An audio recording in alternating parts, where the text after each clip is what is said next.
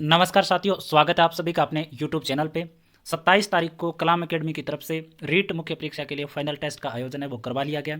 और अगर आप पहली बार विजिट कर रहे हो तो रीट लेवल फर्स्ट के लिए तो 80 क्वेश्चन जो होते हैं 1 से लेकर 80 क्वेश्चन वो मैंने इससे पहले जो वीडियो डाला था उसमें करवा दिए थे। क्योंकि अगर आप पहली बार देख रहे हो तो आपको पता नहीं होगा कि जो कॉमन जो टॉपिक है उनमें लेवल 1 और लेवल 2 दोनों के लिए तो वो सेम पूछे जाते हैं। तो इसकी वजह से वो मैं दोनों के लिए कॉमन वीडियो उपलब्ध करवा देता हूँ, उसके बाद में अलग अलग से करवाता हूँ। तो आपको बहुत सारे टेस्ट जितने पहले लगे हैं वो सभी के सभी आपको इस चैनल पर मिले हुए हैं पहले से, आप वो भी देख सकते हो और चैनल को सब्सक्राइब जरूर कर लें। लेवल 1 के विद्यार्थी आप बहुत कम हो चैनल पे, तो आप सबसे रिक्वेस्ट है कि वीडियो देखने से पहले सब्सक्राइब जरूर कर लें और बेल आइकन जरूर दबा दें, क्योंकि मैंने सभी पेपर आपको दिए और इन सभी की जो पीडीएफ है वो 1 फरवरी को, चाहे आप कोई भी कोचिंग होगी, सभी के पेपरों की पीडीएफ और आंसर की मैं अपने टेलीग्राम ग्रुप में डालने वाला हूँ। तो कमेंट सेक्शन से आप टेलीग्राम ग्रुप भी जरूर ज्वाइन कर लें। तो हम शुरुआत करते हैं 80 के बाद वाले क्वेश्चन, क्योंकि इससे पहले मैंने सभी करवा दिए थे।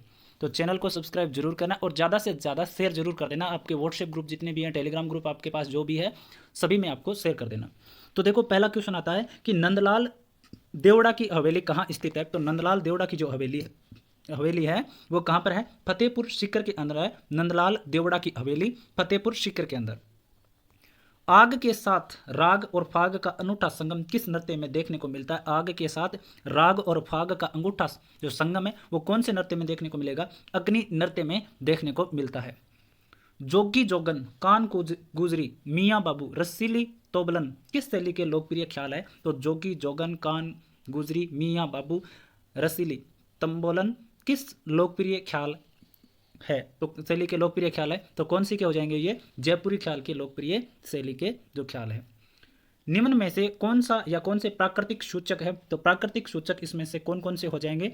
एक तो हल्दी प्राकृतिक सूचक है, पटूनिया भी एक क्या है? प्राकृतिक सूचक है, और हाइड्रेंजिया भी क्या एक प्राकृतिक सूचक है। लेकिन मेथिल जो ऑरेंज है वो ये एक प्राकृतिक सूचक नहीं है। तो हल्दी, पिटूनिया और हाइड्रेंजिया क्या है? एक प्राकृतिक सूचक के प्रकार है। तो इसमें 2 नंबर ऑप्शन सही हो जाएगा। आपको मैथ के क्वेश्चन भी मैं जरूर सॉल्व करवाऊंगा विस्तार पूर्वक, आप लगातार वीडियो को देखते रहना। कास्टिक सोडा किससे कहा जाता है? तो कास्टिक सोडा किसको कहते हैं हम? सोडियम हाइड्रोक्साइड को क्या कहते हैं? जो कास्टिक सोडा कहते हैं सोडियम हाइड्रोक्साइड को। निम्न में से कौन सा त्रिविमीय गति का उदाहरण है? तो त्रिविमीय गति का उदाहरण है आकाश में पतंग की गति है, वो त्रिविमीय गति का क्या है? एक उदाहरण है। फेफड़ों की संरचनात्मक और क्रियात्मक इकाई क्या कहलाती है? तो फेफड़ों की संरचनात्मक और क्रियात्मक इकाई जो होती है वो क्या होती है? कुपिकाएं। CO2 युक्त अशुद्ध रक्त हृदय में कौन लाता है? तो CO2 युक्त अशुद्ध रक्त जो है वो हृदय में कौन लेकर आएगा? महाशिरा लेकर आएगी। उसके बाद में देखो हम बात करें कि MSME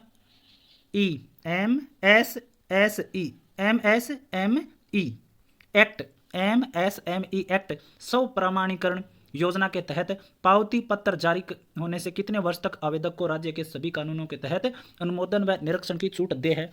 तो MSME एक्ट जो है, जो एक स्व प्रमाणीकरण योजना के तहत पावती पत्र जारी होने से कितने वर्ष तक आवेदक को राज्य के सभी कानूनों के तहत अनुमोदन व निरीक्षण की छूट है वो दे होगी। तो इसमें कौन सा ऑप्शन सही होगा? 3 वर्ष तक है वो छूट में दिया जाएगा।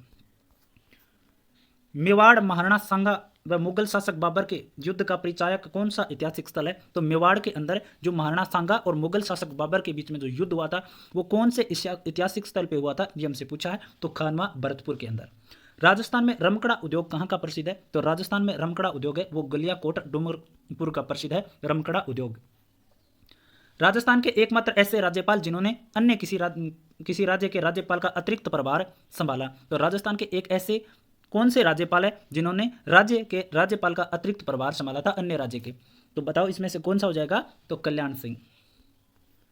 ताम्र संचयी संस्कृति के नाम से किस सभ्यता को जाना जाता है? तो ताम्र संचयी संस्कृति के नाम से तो कौन सी जो संस्कृति है उसको जाना जाएगा? गणेश्वर सभ्यता को। राजपूताने के किस राज्य के सामंत उमराव कहलाते थे? तो राजपूताने के किस राज्य के सामंत है वो उमराव कहलाएंगे? तो कौन से के? मेवाड़ के। मुगल अधीनता स्वीकार करने वाला प्रथम राजपूत शासक था। तो मुगल अधीनता स्वीकार करने वाला प्रथम राजपूत शासक है वो कौन थे? बारमल थे, मुगलों की अधीनता स्वीकार करने वाले प्रथम राजपूत शासक। हाल ही में उदयपुर में आयोजित शिल्प ग्राम उत्सव के दौरान किसे पद्म विभूषण डॉक्टर कमल कोठारी समृद्धि लाइफ टाइम अचीवमेंट पुरस्कार प्रदान किया गया? तो हाल ही में जो शिल्प ग्राम उत्सव है वो उदयपुर में आयोजित किया गया और वहां पर पद्म विभूषण दिया गया कि डॉक्टर कमल कोठारी कोमल कोठारी स्मृति लाइफ टाइम अचीवमेंट पुरस्कार है वो किसको दिया गया, ये हमसे पूछा। तो किसको दिया जाएगा, ये दिलीप कुमार भट्ट व डॉक्टर भगवान दास पटेल को। हमारा स्वास्थ्य हमारी जिम्मेदारी अभियान का उद्देश्य है, हमारा स्वास्थ्य हमारी जिम्मेदारी अभियान का जो उद्देश्य है वो हमसे पूछा है। तो क्या हो जाएगा इसमें, डेंगू मलेरिया आदि की रोकथाम है। जो हमारा स्वास्थ्य हमारी जिम्मेदारी अभियान का उद्देश्य है डेंगू मलेरिया की रोकथाम। डॉक्टर भीमराव अंबेडकर उत्सव धाम योजना में गाँव के चयन में राजस्थान देश में कौन से स्थान पर है। तो माननीय जो डॉक्टर अंबेडकर साहब है उनके उत्सव धाम योजना में गाँव के चयन में राजस्थान देश में कौन से स्थान पर है वो हमसे पूछा है। तो कौन से पर हो जाएगा, दूसरे स्थान पर है। राजस्थान सिविल सेवा अपील प्राधिकरण की जोधपुर स्थायी पीठ के क्षेत्राधिकार में शामिल संभाग नियम। तो राजस्थान सिविल सेवा अपील प्राधिकरण की जोधपुर स्थायी पीठ के क्षेत्राधिकार में कौन सा संभाग शामिल नहीं होता है वो हमसे पूछा है। तो इसमें अजमेर संभाग है वो शामिल इसमें नहीं होता। उत्तरी अरावली की सबसे ऊंची चोटी। तो उत्तरी अरावली की सबसे ऊंची चोटी है रघुनाथगढ़। उत्तरी अरावली की सबसे ऊंची चोटी रघुनाथगढ़। चंबल नदी पर स्थित कौन सा बांध राजस्थान में नहीं है। तो चंबल नदी पर ऐसा कौन सा बांध है जो राजस्थान में नहीं है। तो राणा प्रताप सागर तो है, जवाहर सागर भी है और कोटा बैराज भी है, लेकिन गांधी सागर है वो यहाँ पर स्थित नहीं है राजस्थान में चंबल नदी पर।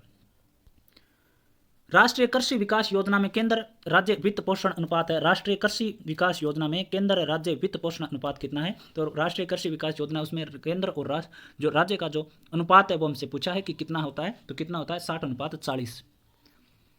राजस्थान के थार मरुस्थल की परंपरागत जल संग्रहण तकनीक है। राजस्थान के थार मरुस्थल की परंपरागत जल संग्रहण तकनीक कौन सी इसमें से। तो खड़ीन। गणित के क्वेश्चन आ जाते हैं कि 18 और 24 के व्युत्क्रमों का लघुत्तम समापवर्ती ज्ञात करो। तो 18 और 24 का लघुत्तम व्युत्क्रमों का लघुत्तम समापवर्ती हमें ज्ञात करना है। तो 18 का व्युत्क्रम हो जाएगा 1/18 और 24 का क्या हो जाएगा 1/24। अब देखो लघुत्तम समापवर्ती हमें चाहिए। तो देखो 1/18 को हम क्या लिख सकते हैं 1/6 × 3 और 1/24 को क्या लिख सकते हैं 6 × 4 लिख सकते हैं। तो कॉमन ले लो, इसमें से क्या जाएगा 1/6। तो इसमें यही क्या हो जाएगा उत्तर हो जाएगा। वैसे भी आप ऑप्शन से कर सकते हो।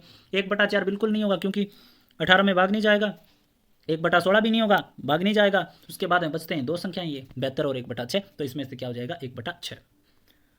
एक वर्ग की भुजा 10% बढ़ा दी जाए तो उसका क्षेत्रफल कितने प्रतिशत बढ़ जाएगा। तो वर्ग का क्षेत्रफल होता है भुजा स्क्वायर। तो भुजाएं क्या होती है समान, एक भुजा 10 बढ़ेगी तो चारों की चारों ही इसमें क्या होगी बढ़ाई जाएगी। तो देखो 10% बढ़ी और दूसरी भी क्या बढ़ेगी 10%, भुजा स्क्वायर ही तो होता है। तो प्लस में 10 × में 10/100, 1 0 से 1 0 और 1 0 से 1 0। तो ये तो हो जाएंगे 20 और उधर क्या आ जाएंगे 1। तो कितनी बढ़ जाएगा क्षेत्रफल 21% बढ़ जाएगा।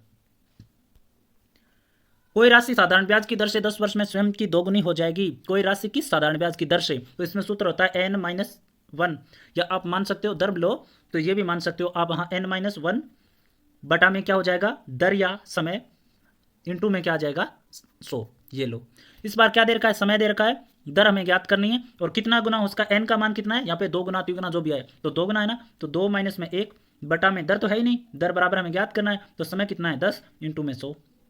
2 में से 2 जाएगा 1/10 × में 100, 10 से काट दो कितनी परसेंट 10% आ गई दर। आकृति में x का मान क्या है जबकि एक ACB एक सरल रेखा। तो ACB सरल रेखा इसका मतलब इस पर कोण कितना बनेगा 180 डिग्री। तो 3 कोण है यहाँ पर x प्लस में 2x प्लस में 30 डिग्री बराबर क्या होना चाहिए 180 डिग्री। तो यहाँ पे 30 इधर चला जाएगा और 2x और जो x है वो कितने हो जाएंगे 3x बराबर में 180 - 30 कितना 150। तो x बराबर कितना आ जाएगा 50 डिग्री। एक घनाकार टंकी की लंबाई और चौड़ाई क्रम से 5 मीटर और 4 मीटर है। यदि पानी से संपूर्ण रूप से भरी हो तो उसमें 60,000 लीटर पानी है तो टंकी में पानी की गहराई ज्ञात करो। तो इसमें आयतन ही तो दे रखा है। तो आयतन क्या होता है एक घन का आयतन होता है घनाभकार जो टंकी होती है L × B × H। और ये आयतन कितना दे रखा है 60,000 लीटर दे रखा है। क्या दे रखा है 60,000 लीटर दे रखा है। अब इस लीटर को मीटर क्यूब में चेंज करोगे तो किसका भाग दे दो 1000 का भाग दे दो तो कितने आ जाएंगे 60 मीटर क्यूब आ जाएगा इसका आयतन। आगे बात समझ में। तो देखो L × B × H बराबर 60 आ जाएगा। 5 दे रखी लंबाई, चौड़ाई 4, गहराई हमें ज्ञात करनी है बराबर आ जाएगा 60। H बराबर 60 बटा में 5 × में 4। 5 से काटोगे 12 बार, 4 से काटोगे 3 बार, कितनी आ जाएगी 3 मीटर इसकी ऊंचाई आ जाएगी। भारत का राष्ट्रपति बनने के लिए न्यूनतम आयु कितनी चाहिए। तो भारत का राष्ट्रपति बनने के लिए न्यूनतम आयु चाहिए 35 वर्ष। कितनी 35 वर्ष। दीन-ए-इलाही किसके द्वारा प्रारंभ किया गया। तो दीन-ए-इलाही है वो प्रारंभ किया गया था अकबर के द्वारा दीन-ए-इलाही।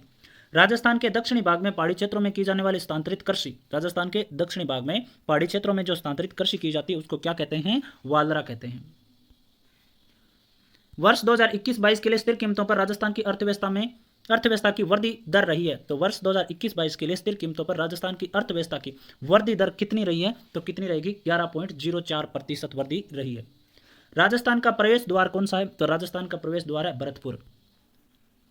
राजस्थान निःशुल्क और अनिवार्य बाल शिक्षा अधिकार नियमावली 2011 के अंतर्गत कुल कितने भाग व नियम है?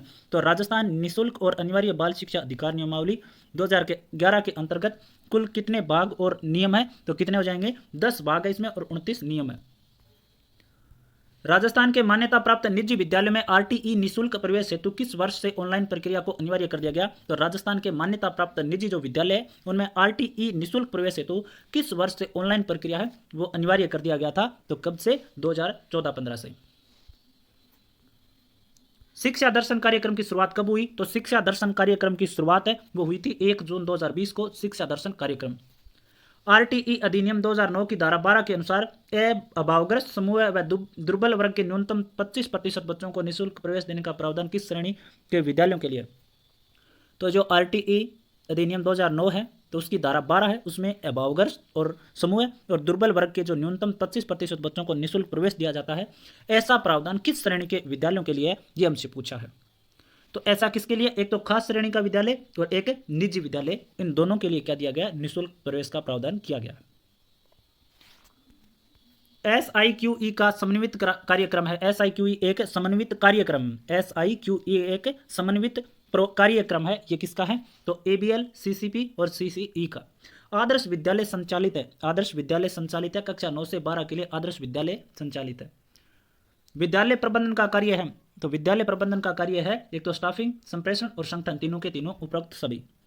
विधि एवं जनक के संबंध में असंगत छांटिए। विधि और जनक, कौन सी विधि किसने दी थी ये हमें बताना है। तो खेल विधि दी थी कोल्डवेल कुक के द्वारा दी गई थी खेल विधि। मस्तिष्क उद्वेलन विधि दी थी एलेक्स एफ ओसबर्न के द्वारा, ये भी सही है। पर्यवेक्षित अध्ययन विधि किसने दी थी? टेजी मार्विल जॉन के द्वारा दी गई थी, ये भी सही है। लेकिन किंडर गार्डन विधि है वो मारिया मोंटेसरी के द्वारा नहीं दी गई थी। निर्मितवादी उपागम में शिक्षक की भूमिका के संबंध में सही नहीं है। निर्मितवादी उपागम में शिक्षक की भूमिका के संबंध में कौन सा कथन है वो सही नहीं है? तो इसमें नियंत्रण करता है वो, ये इसमें सही नहीं है। इकाई योजना उपागम के संबंध में गलत कथन का चयन करें। इकाई योजना उपागम के संबंध में गलत कथन का चयन। तो देखो इसमें इकाई योजना उपागम के प्रवर्तक कौन है? हेनरी सी मॉरिसन, बिल्कुल सही है। यह उपागम विषय वस्तु के आत्मीकरण पर बल देता है, यह भी सही है। और यह उपागम गेस्टवाल्ड मनोविज्ञान पर आधारित है, यह भी सही है। और इसका तृतीय पद तुलना है, ये इसमें क्या है? गलत है। निम्न में से कौन सी एक त्रिआयामी सहायक सामग्री नहीं है? तो त्रिआयामी सहायक सामग्री इसमें से कौन सी नहीं है? तो ग्लोब ही इसमें त्रिआयामी सहायक सामग्री नहीं है। किसी समाज विशेष या संस्कृति विशेष द्वारा निर्मित वस्तुओं के वास्तविक प्रदर्शन द्वारा उस समाज या संस्कृति से परिचय करवाना कहलाता है। कोई भी समाज विशेष है या संस्कृति विशेष द्वारा निर्मित वस्तुओं के वास्तविक प्रदर्शन द्वारा समाज या संस्कृति से परिचय करवाना क्या कहलाएगा? ये हमसे पूछा है। तो इसमें रेआलिया कहलाया जाएगा, रेआलिया। भारत में सर्वप्रथम किसके द्वारा सामाजिक अध्ययन को एकीकृत विषय के रूप में स्वीकार किया गया एवं इसे राजकीय मान्यता दी थी? तो भारत में सर्वप्रथम किसके द्वारा सामाजिक अध्ययन को एकीकृत विषय के रूप में स्वीकार किया और इसे राजकीय मान्यता प्रदान की? तो किसने? मुदालियर आयोग के द्वारा। प्रायोजन के संबंध में असत्य कथन है। तो प्रायोजन कार्य के संबंध में असत्य कथन कौन सा इसमें से? कि यह करके सीखना एवं जीवन से सीखना शिक्षण सूत्र पर आधारित है, बिल्कुल सही है। और यह जॉन डीवी के प्रायोजनवाद दार्शनिक विचारधारा पर आधारित है, तो यह भी सही है। और प्रोजेक्ट जीवन प्रयोगी एवं वास्तविक होता है, यह भी सही है। और स्किनर के पुनर्बलन के सिद्धांत पर आधारित है, ये इसमें गलत है। निम्नलिखित में से उत्तम परीक्षण का तकनीकी गुण नहीं है। उत्तम परीक्षण का तकनीकी जो गुण है वो क्या नहीं होता? मितव्ययी है, वो तकनीकी गुण नहीं होता उत्तम परीक्षण का। निम्नलिखित में से कौन सी एक मूल्यांकन प्रविधि नहीं है? तो मूल्यांकन प्रविधि इसमें से कौन सी नहीं है? 129 में तो तैयारी है, वो मूल्यांकन प्रविधि नहीं है। मूल्यांकन की प्रक्रिया संबंधित होती है, तो मूल्यांकन की प्रक्रिया है वो शिक्षण के उद्देश्य से, मूल्यांकन के प्रविधि से और अधिगम अनुभव से, तीनों से संबंधित होती है। तो उपरोक्त सभी। निदानात्मक परीक्षण का उद्देश्य है। निदानात्मक परीक्षण का उद्देश्य कौन सा होता है इसमें? तो इसमें होता है एक तो अध्ययन पद्धतियों का दिशा निर्देश करना, कठिनाई स्तर के आधार पर छात्रों का वर्गीकरण करना और विषय विशेष में उपलब्धि की कमी का पता लगाना। तो ये सभी के सभी होते हैं निदानात्मक परीक्षण के उद्देश्य। किस प्रकार के शिक्षण में अधिगम संबंधी त्रुटियों को शुद्ध करने के लिए प्रभावशाली विधियों का विकास करना मुख्य उद्देश्य होता है? किस प्रकार के शिक्षण में अधिगम संबंधी त्रुटियों को शुद्ध करने के लिए प्रभावशाली विधियों का विकास करना मुख्य उद्देश्य होता है? तो इसमें से कौन सा हो जाएगा सही? उपचारात्मक शिक्षण में। हमें बताना है कि pick out the correct verb form. Pick out the correct verb form. इसमें दे रखा है she was walking along the road when she dash dash him. तो इसमें क्या जाएगा खालिस्तान में 133 में? तो क्या जाएगा? Meet him. Change the flowing sentence into passive form. तो इसमें पैसिव फॉर्म में चेंज करना है। How do people learn language. तो how do people learn language, इसको पैसिव में आपको चेंज करना है। तो 134 में क्या जाएगा? How are language learned.